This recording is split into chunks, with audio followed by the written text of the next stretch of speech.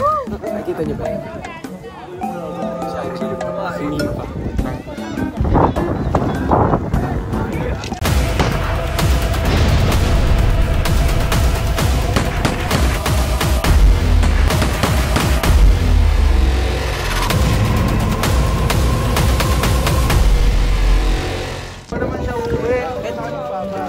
Hello mga kapuso, so ngayon nandito tayo sa Norsagaray.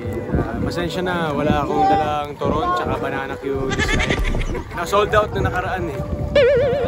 Next time kakain ulit tayo. Nakikita niyo ba yun? Si Angelo, singin pa. So alam niyo na, magkasama kami ngayon. Kaya isipin niyo kung anong gagawin ko sa kanila, kung anong gagawin ko ng dalawa. Kayo na bahala, mag-isa. Pero hindi ko masyado kinakausap si Angelo kasi may wife na ako. Hindi siya masyado kinakausap. Ayoko talaga.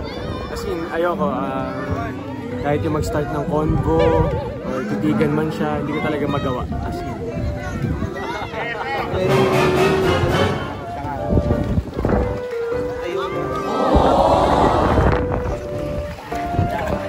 Kuya, akala ko hindi kayo nag-uusap ni... Tapos yung wife ko, tapos yung may dalawang kids na yun.